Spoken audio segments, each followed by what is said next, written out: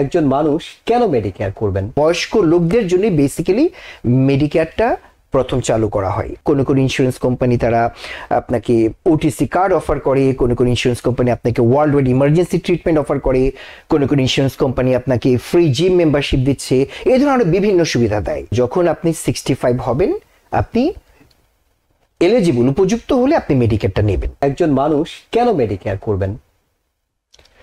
জুয়েল ভাই, ধন্যবাদ। আবার ধন্যবাদ TVN24 দর্শকদের এবং TVN24 এর সাথে যারা আছেন তাদের সবাইকে আমাকে আমন্ত্রণ জানাবার জন্য। প্রশ্নটা খুব কঠিন কিন্তু খুব গুরুত্বপূর্ণ। মেডিকেয়ার কেন করবেন? উত্তরটা দেওয়ার আগে মেডিকেয়ারটা কি আমরা একটু বুঝে নিই। আপনি জানেন যে এর আগে দুবার আমি আপনাদের প্রোগ্রামে এসেছিলাম, আমি বেসিক মেডিকেয়ার নিয়ে আলাপ করেছি, একটু ডিপেও গিয়েছি। আমি আজকে আরেকটু ডিপে যাওয়ার চেষ্টা করি। তো আপনার প্রশ্ন ছিল মেডিকেয়ার কেন করবেন, তার আগে একটু বুঝে নিই যে মেডিকেয়ার জিনিসটা কি। মেডিকেয়ারটা হলো একটা ইন্স্যুরেন্স যেটা 1965 মেডিকেয়ার অ্যাক্ট নামে, যেটা জুলাই 30 এটা প্রথম শুরু হয়। সো আমরা যারা কাজ করি আমাদের কাছ থেকে আমাদের ইন্স্যুরেন্স প্রোভাইড করে। যখন 65 হয়ে যায়, অনেকে ওই সময়টা রিটায়ার্ড করে, তখন তার আর কোনো ইন্স্যুরেন্স থাকে না, তখন তার একটা ইন্স্যুরেন্স দরকার। ঠিক ওই জিনিসটার জন্য বয়স্ক লোকদের জন্য বেসিক্যালি মেডিকেয়ারটা প্রথম চালু করা হয়। এবং শুধু যে বয়স্ক লোকেরাই পাবে তা না, তার সাথে যদি আপনি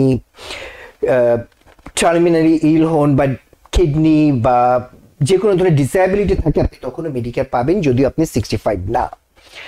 সো আপনার প্রশ্নটা ছিল মেডিকেয়ার কেন করব? মেডিকেয়ার আমার হেলথ ইন্স্যুরেন্সের জন্য করব। আমরা কমিউনিটিতে মেডিকেড শব্দটা অনেক বেশি আমরা পরিচিত, যেহেতু আমাদের কমিউনিটি দিনে দিনে বড় হচ্ছে, আমাদের সিনিয়র সিটিজেন বাড়ছে। সো মেডিকেয়ারটা আমরা আস্তে আস্তে আমরা বুঝতে চেষ্টা করছি এবং আমরা জানতে চেষ্টা করছি। সো মেডিকেয়ারটা হলে আমরা যেটা পাবো, যে মেডিকেয়ার অরিজিনাল মেডিকেয়ারের সাথে যখন আপনি দু একটা প্ল্যান নেবেন, দু একটা প্ল্যান মানে কি পার্ট সি যেটাকে বলে, তখন আপনি বিভিন্ন ধরনের সুবিধা পাবেন। কোনো কোনো ইন্স্যুরেন্স কোম্পানি তারা আপনাকে ওটিসি কার্ড অফার করে, কোনো কোনো ইন্স্যুরেন্স কোম্পানি আপনাকে world wide emergency treatment offer করে, কোনো কোনো ইন্স্যুরেন্স কোম্পানি আপনাকে ফ্রি জিম মেম্বারশিপ দিচ্ছে, এই ধরনের বিভিন্ন সুবিধা দেয়। সো যখন আপনি 65 হবেন, আপনি এলিজিবল, উপযুক্ত হলে আপনি মেডিকেয়ারটা নেবেন।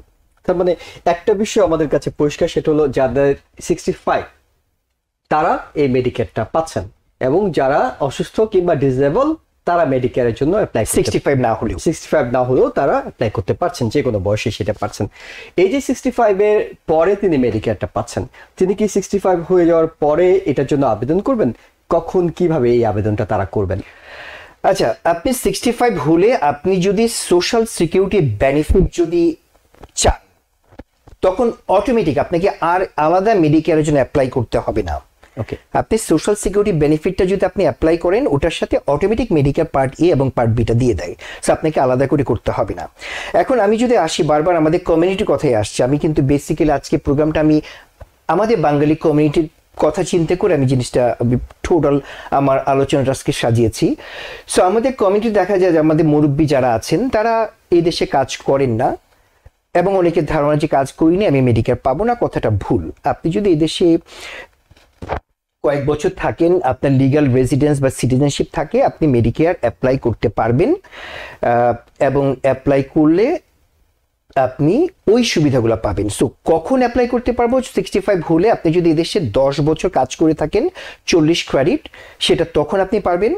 অনেকে আছে অতদিন কাজ করেননি কিন্তু তারা 65 এর উপরে, এবং তারা এই দেশে অনেক দিন ধরে আছেন, লিগালি থাকছেন, তারাও অ্যাপ্লাই করতে পারবেন। মানে এমনকি তার যদি 40 ক্রেডিট না হয়, জি, তিনি কাজ করেননি, তিনিও মেডিকেয়ারের জন্য আবেদন করতে পারবেন? উনি মেডিকেয়ারের জন্য আবেদন করতে পারবেন, কিন্তু তাকে পাবেন কি, আবেদন করলেন পাবেন কিনা তিনি, সম্ভাবনা থাকে। আমার অনেক ক্লায়েন্ট আছেন যারা এই দেশে কখনো কাজ করেননি এবং তাদের মেডিকেয়ার আছে, কিন্তু একটা কথা থাকে এখানে খুব ইম্পর্টেন্ট, আপনি যদি 40 ক্রেডিট না থাকে, আপনাকে মেডিকেয়ার পার্ট এটা, সাধারণত মেডিকেয়ার পার্ট এ ফ্রি যদি আপনি 40 ক্রেডিট থাকে। যদি আপনার না থাকে, আপনার প্রিমিয়াম পার মান্থ শুধু পার্ট এর জন্য 500 এর কাছাকাছি। সো আপনি তো ওই জিনিসটা দিতে পারবেন না, তখন আপনি নিয়ে কি করবেন? আপনার তো কোনো কাজ হবে না। সো ওই মেডিকেয়ারের সাথে যদি আপনার মেডিকেডটা থাকে, তখন মেডিকেড ওই প্রিমিয়ামটা দিয়ে দিচ্ছে, আপনাকে দিতে হবে না। You are not liable for that premium. So আপনি মেডিকেড সহ যদি আপনি থাকে, তখন আপনি অ্যাপ্লাই করতে পারবেন, এবং মেডিকেডকে বলতে হবে যে আমার এত টাকা প্রিমিয়াম আসছে, তুমি এটা দিয়ে দাও। ওটার জন্য আলাদা একটা অ্যাপ্লিকেশন আছে, ওই অ্যাপ্লিকেশনটা আপনি ফিল আপ করলে আপনাকে ওই সাধারণত কি হয়, যিনি কাজ করেননি, অর্থাৎ কাজ না করলে তো তার ইনকাম থাকার কথা না, সেক্ষেত্রে তো সাধারণত তিনি মেডিকেড পেয়ে থাকেন। এক্স্যাক্টলি, সেই মেডিকেড থেকে মেডিকেয়ার টাকাটা নিয়ে নেয়। Exactly. এই অপশনটা আছে। অনেকে এই ভয়ে কিংবা এই তথ্য শুধুমাত্র জানেন যে আমি কাজ করিনি, আমার 40 ক্রেডিট নেই, তাই আমি মেডিকেয়ার পাবো না, তাই তিনি হয়তো আবেদন করেন না কিংবা এই পথে হাঁটেন না। কিন্তু আপনি বলছেন যারা কাজ করেননি অটো তিনি মেডিকেড পাচ্ছেন, সেই কারণে তিনি মেডিকেয়ারও পাবেন। অটো পাবেন না, তাকে অ্যাপ্লাই করতে হবে। অ্যাপ্লাই করলে তিনি মেডিকেডটা পাচ্ছেন না। মেডিকেডটা এমনি পেয়ে যাচ্ছেন আপনি। মেডিকেডটা আপনার লিগ্যাল রেসিডেন্সি থাকলে মেডিকেড মোটামুটি সবাই পেয়ে যাচ্ছে। আমাদের কমিউনিটির মোটামুটি অনেকেরই মেডিকেড আছে। সো মেডিকেডের সাথে আপনি মেডিকেয়ারটা অ্যাপ্লাই করতে হবে। তখন যে প্রিমিয়ামটা আসবে মেডিকেয়ারের জন্য, মেডিকেডকে বলতে হবে যে তুমি আমার প্রিমিয়ামটা দিয়ে দাও। মেডিকেড মোটামুটি বেশিরভাগ ক্ষেত্রেই ওই জিনিসটা দিয়ে দেয়, যদি আপনার ইনকামটা ওই লিমিটের নিচে থাকে। যে থ্রেশহোল্ড যেটা আছে, যে মেডিকেড পাওয়ার উপযোগী যেটা, ওটার নিচে যদি থাকে, মেডিকেড ওটা দিয়ে দেবে। আমাদের একজন দর্শক আছেন টেলিফোনে। দর্শক, আপনার নাম বলে প্রশ্নটি করুন। জি, হ্যালো। জি, আমরা শুনতে পাচ্ছি। জি, আসসালামু আলাইকুম। আপনার প্রশ্নটি করুন, শুনতে পাচ্ছি। জি, আমার নাম হলো মোহাম্মদ মামুনুর রশিদ। আমি কুইন্সের একটি রিহ্যাব সেন্টার থেকে কল করেছিলাম। তবে আমার প্রশ্নটা একটু বড় হবে। সেটা হলো, আমি 2022-এর অক্টোবরে 23 তারিখে নিউ ইয়র্ক এসেছিলাম আমার ফ্যামিলি ভিজিট ভিসাতে ঘুরতে। আমি রাস্তায় দাঁড়ানো ছিলাম, আমার উপর একটা গাড়ি উঠিয়ে দেয়, তাতে আমার 2 পা হারায়। এরপরে আমার ফ্যামিলি চলে গেছে, এখন আবার ওরা আসছে। তারপর থেকে আমি কেয়ার সেন্টারে আছি, তো আমি কোনো কিছু করতে পারি নাই। পরবর্তীতে আমি ইউ ভিসার জন্য অ্যাপ্লাই করি এবং ওইটা প্রসেসিং আছে। সেই ক্ষেত্রে আমি কি করতে পারি? আমি কি সোশ্যাল আসলে কি আমার মেডিকেয়ার বা মেডিকেয়ার, হোম কেয়ার এই সম্পর্কে আমি কোনো সুযোগ সুবিধা বা কোনো কিছু পাবো কিনা, যেহেতু আমার কোনো ইনকামও নেই বা কোনো কিছু নেই? আপনার লিগ্যাল ইমিগ্রেশন স্ট্যাটাসটা একটু বলবেন? ইমিগ্রেশন স্ট্যাটাসটা এখন আমি ওই অ্যাক্সিডেন্টের পরে ইউ ভিসার জন্য অ্যাপ্লাই করেছি। আচ্ছা, আপনি মেডিকেয়ারের জন্য বিবেচিত হবেন না, কারণ মেডিকেয়ারের জন্য বিবেচিত হওয়ার জন্য আপনাকে অবশ্যই এই দেশের সিটিজেন হতে হবে অথবা গ্রিন কার্ড হতে হবে। মেডিকেয়ারের জন্য আপনি বিবেচিত হবেন না। সেক্ষেত্রে তিনি অপশন কি পাবেন? মেডিকেড হয়তো পাবেন, কিন্তু আমি ঠিক জানি না ওটা কিভাবে কাজ করে। আমার মনে হয় আপনি কোনো লয়ারের সাথে কথা বলেন, তারা হয়তো আপনাকে হেল্প করতে পারে। ওটা আমার সাবজেক্ট না, যেটা আমি জানি না, আমি সেটা নিয়ে আপনাকে আমি আসলে কোনো অ্যাডভাইস দিতে চাচ্ছি না, আমি সরি।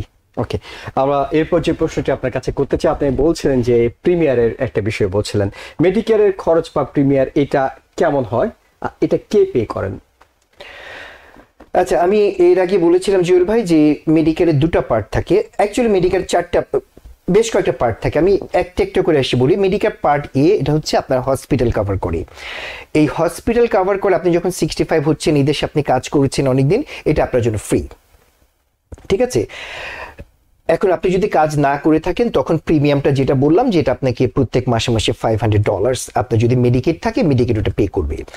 পার্ট বিটা হচ্ছে আপনার ডক্টরস অফিস ভিজিটগুলো কভার করে, সেই সাথে আপনার ডায়াগনস্টিক, সেই সাথে আপনার যত ধরনের আউট পেশেন্ট সার্ভিস আছে ওগুলো পার্ট বি কভার করে। পার্ট বি আপনাকে প্রিমিয়াম 2024 এই বছর এটার প্রিমিয়াম হলো 174.70, এটা আপনাকে দিতেই হবে, এটা আপনার দায়িত্ব। আবার বলছি, যদি আপনার মেডিকেড থাকে তাহলে মেডিকেড ওটা পে করবে। পার্ট সি আছে, যেটা আমাদের মতো ইন্স্যুরেন্স, আমি যে ইন্স্যুরেন্স কোম্পানিতে কাজ করি ওরা এটা ইস্যু করে, এটা থার্ড পার্টি ইস্যু করে। এবং বিভিন্ন ইন্স্যুরেন্স কোম্পানি আছে, নিউ ইয়র্কে অনেক ইন্স্যুরেন্স কোম্পানি আছে যারা পার্ট সি ইস্যু করে। এটা আরেকটা নাম হচ্ছে যে মেডিকেয়ার অ্যাডভান্টেজ প্ল্যান। তো ওরা যে কাজটা করে, যে ওরা গভর্নমেন্ট থেকে এ এবং বি হচ্ছে অরিজিনাল মেডিকেয়ার, যেটা আপনার ফেডারেল গভর্নমেন্ট বা সোশ্যাল সিকিউরিটি যেটা ইস্যু করে, ওরা ওদের কাছ থেকে ওটা নিয়ে ওরা পার্ট সিটা দেয়, এবং ওরা পার্ট এ এবং বি এটা কিন্তু আপনার ডেন্টাল কভার করছে না, আপনার ভিশন কভার করছে না, আপনার প্রেসক্রিপশন ড্রাগস কভার করছে না, আপনার হিয়ারিং এগুলা কভার করছে না। সো পার্ট সি যখন নিচ্ছেন আপনি, তখন এই সবগুলাকে ওরা কভার করছে, এই ইন্স্যুরেন্স কোম্পানিগুলো কভার করছে। তারা আপনার কাছ থেকে কোথাও একটা ছোটখাটো প্রিমিয়াম নিচ্ছে বা ছোটখাটো একটা কো ইন্স্যুরেন্স নিচ্ছে বা কিছু একটা নিচ্ছে। এরপর আসে পার্ট ডি, যেটা হচ্ছে prescription drugs. D means drugs. So এটাতে আপনি প্রেসক্রিপশন ড্রাগস নিতে পারেন, ওটার জন্য আলাদা প্রিমিয়াম দিতে হবে। কিন্তু আপনার হাতে যদি পার্ট সি থাকে, পার্ট সি ওই ইন্স্যুরেন্স কোম্পানিগুলো এই পার্ট ডি কে কভার করে, সো আপনাকে আলাদা করে নিতে হচ্ছে না। সো কস্টের কথা যেটা বললেন, আবার আসি, আপনার কাছে যদি মেডিকেয়ার এবং মেডিকের দুটো একসাথে থাকে, most of the case your out of pocket cost is zero. আপনি বলছিলেন যে বিটা দিতে হয়, বিটা তাকে দিতে হয় যদি আপনি এখানে কাজ করেন, আপনার ইনকাম যদি হাই হয়, তখন you have to pay part B 174.70। এটা একটা লিমিট পর্যন্ত আছে। আপনার ইনকাম যদি 200,000-এর নিচে থাকে, তখন আপনি এটা দিবেন। এর উপরে গেলে আরেকটা স্টেজে ওই প্রিমিয়ামটা আরো বেড়ে যাবে। ন্যূনতম আমরা ধরে নিচ্ছি 175 ফর অনলি পার্ট বি। তার মানে যদি আপনার ইনকাম করে থাকেন আপনি এখানে, সেক্ষেত্রে আপনাকে 175 দিতেই হবে, এটা দিতেই হবে আপনাকে এভরি মান্থ। এর সাথে যুক্ত হচ্ছে সি, কারণ সি আপনি বলছিলেন যে ইন্স্যুরেন্স কোম্পানিগুলো তাদেরকেও একটা প্রিমিয়াম দিতে হয়, না সেটা কেমন? সেটা ডিপেন্ড করে আপনি কি ধরনের, কারণ আপনি যদি এখানে মনে করেন যে লিগালি কাজ করে থাকেন, আপনি 10 বছর কাজ করছেন, আপনার পার্ট এ বি আছে, সেই সাথে আপনি পার্ট সি নিয়েছেন, তখন ইন্স্যুরেন্স কোম্পানিকে দিতে হয় না, আপনাকে দিতে হবে যখন আপনি ডাক্তারের কাছে গেলেন। প্রাইমারি ডাক্তার সাধারণত কোনো ইন্স্যুরেন্স কোম্পানি কোনো পয়সা রাখে না, বাট আপনি স্পেশালিস্টের কাছে গেলেন, তখন হয়তো কোনো স্পেশালিস্ট আপনাকে $35 বা $25 বা $30 চার্জ করলো। এটা ডিপেন্ড করে বিভিন্ন ইন্স্যুরেন্স কোম্পানির উপর। ঠিক একই জিনিস আপনি প্রেসক্রিপশন ড্রাগস নিতে গেলেন, ঠিক আছে, তখন আপনাকে একটা কো পেমেন্ট দিতে হয়। কোনো ক্ষেত্রে এটা $5, বেশিরভাগ ক্ষেত্রে জেনারিক ড্রাগস এগুলো জিরো, কোনো কো পেমেন্ট দিতে হয় না। বাট কোনো ক্ষেত্রে আপনার যখন ব্র্যান্ড নেম এগুলো ওষুধ নিতে চাবেন, ওদের বিভিন্ন টিয়ার আছে। ওই টিয়ারে $10 হতে পারে, $47 হতে পারে, $250 হতে পারে, $500 হতে পারে, ডিপেন্ডস কি ধরনের মেডিকেশন আপনি নেবেন। ওকে, দ্যাট ইজ পার্ট ডি।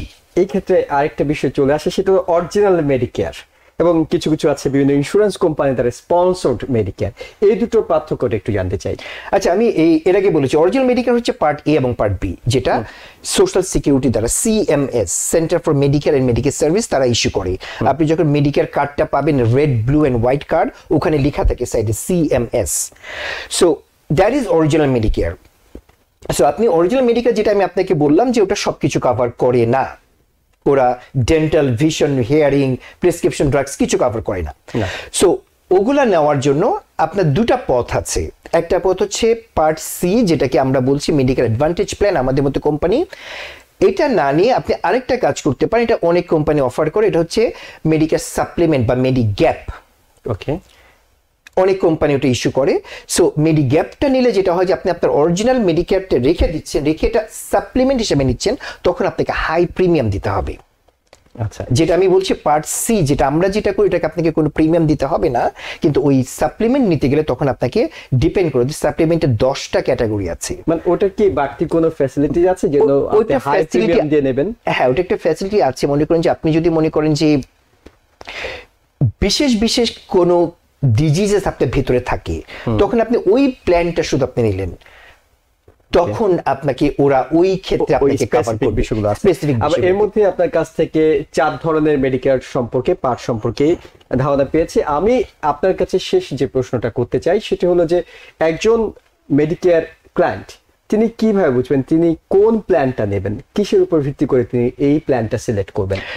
আচ্ছা, এটা কিন্তু খুব ইম্পর্টেন্ট একটা প্রশ্ন, যে আমি একজন সাধারণ মানুষ, আমার কাছে অরিজিনাল মেডিকেয়ার আছে, এখন আমাকে একটা প্ল্যান ঠিক করতে হবে, আমি কোন কোম্পানির কাছে যাব। কয়েকটা জিনিস আপনাকে এটা চিন্তা করতে হবে। নাম্বার 1 হচ্ছে যে রেটিং। আমরা যে কোনো কিছুতে আমরা রেটিং দেখি, গুগল রেটিং দেখি, রাইট? ঠিক তেমনই আপনি ওই কোম্পানির রেটিংটা দেখবেন। তবে এদের রেটিংটা করে সিএমএস, যেটা কথা আমি বারবার বলছি। সিএমএস রেটিংটা করে কিভাবে? সিএমএস সাধারণ ক্লায়েন্টের কাছ থেকে ইনফরমেশন নিয়ে রেটিংটা করে, ফিডব্যাকের উপর ভিত্তি করে। সো ওই রেটিং আপনি দেখবেন যে কারা টপে আছে। যারা টপে আছে তাদের সার্ভিসটা ডেফিনেটলি ভালো হবে। আপনি সেটা প্রথমে ইয়ে করবেন। সেকেন্ড বিষয়টা আপনি দেখবেন যে ওদের নেটওয়ার্ক, আমি একটা ডাক্তারের কাছে যেতে চাই, ডাক্তার ওদের নেটওয়ার্কে আছে কিনা, সেই জিনিসটা আপনাকে অবশ্যই দেখতে হবে। কারণ আপনি চাইবেন না আপনার পিসিপি একজনের কাছে আছে, আপনি পিসিপিটা আপনি চেঞ্জ করবেন, প্রাইমারি ডাক্তার আপনি চেঞ্জ করতে চাইবেন না। তো আপনি দেখবেন যে আমার বেশিরভাগ আমি মনে করেন যে 65 যে হয়ে গেছে তাকে শুধু পিসিপির কাছে যেতে হয় না, তাকে বিভিন্ন হার্টের, কিডনি, বিভিন্ন ডাক্তারের কাছে যেতে হয়। সো আপনাকে দেখতে হবে যে ওই ডাক্তারগুলো আমার নেটওয়ার্কের মধ্যে আছে কিনা। নাম্বার 3, আপনি দেখবেন যে তাদের মেম্বার সার্ভিস, আপনি যে কোনো একটা কাজে তাদের ফোন দিলেন, ওরা কত তাড়াতাড়ি আপনাকে আপনার সলিউশনটা দিতে পারলো, মেম্বার সার্ভিস কত তাড়াতাড়ি আপনাকে হেল্প করছে, আপনি সেই জিনিসটা কনসিডার করবেন। তারপর আপনি দেখবেন যে আমরা 65 হয়ে গেলে দেখা যায় কি যারা সিনিয়র হয়ে যান তারা কিন্তু অনলাইন বা তারা কিন্তু ভার্চুয়াল বিষয়গুলো কম বুঝে, তারা চাইবেন যে ইন পার্সন গিয়ে একটা সার্ভিস নেওয়ার জন্য। সো তারা দেখবেন যে কোন প্ল্যানে, কোন ইন্স্যুরেন্স কোম্পানির এরকম কমিউনিটি অফিসগুলো আছে, বেশি আছে, যে আমি আমার বাসার কাছে আমি চাইলে ওদের কাছে আমি ফেস টু ফেস তাদের সাথে আমি গিয়ে কথা বলবো, এই জিনিসটা আপনি দেখবেন। এটা ছাড়া আপনি দেখবেন যে তারা যে কোনো সমস্যা হলে আপনি কত তাড়াতাড়ি তারা আপনাকে সমাধানগুলো করে দিচ্ছে, এই বিষয়গুলো আপনাকে অবশ্যই কনসিডার করতে হবে। খুব গুরুত্বপূর্ণ কিছু বিষয় আমরা আলোচনা করেছি, এই বিষয়গুলোর উপর নির্ভর করেই একজন মানুষ আসলে কখন কিভাবে মেডিকেয়ারটা পাবেন একটা গুরুত্বপূর্ণ ধারণা পেয়ে গেলেন আজকে আলোচনা থেকে। আপনাকে অনেক ধন্যবাদ শাফি মাহমুদ ভাই আমাদের স্টুডিওতে এসে সময় দেওয়ার জন্য। জুয়েল ভাই আপনাকে ধন্যবাদ। আমি আবার বলছি মেডিকেয়ার সংক্রান্ত আমি আছি বাঙালি কমিউনিটিতে, আমি কমিউনিটিকে হেল্প করতে চাই। আপনাদের যে কোনো প্রশ্ন, যে কোনো সহযোগিতার জন্য আমাকে ফোন করতে পারবেন সরাসরি। আমার নাম্বারটা আমি বলছি 9176237245। আমি আবার বলি 9176237245। আমাকে ফোন করুন, আমি আপনার যে কোনো সমস্যার দরকার হলে আমি আপনাকে আপনার পাশে থাকব। ধন্যবাদ। Because people sneeze. Because not everyone washes their hands. Because kids touch a lot of things. Set a date to get your COVID shot and RSV if eligible. Because if you're wondering, should I get my COVID shot? Think about other people. Learn more at nj.gov/health/vaccines. New York থেকে সম্প্রচারিত TVN 24 television বিশ্বজুড়ে বাঙালির কণ্ঠস্বর।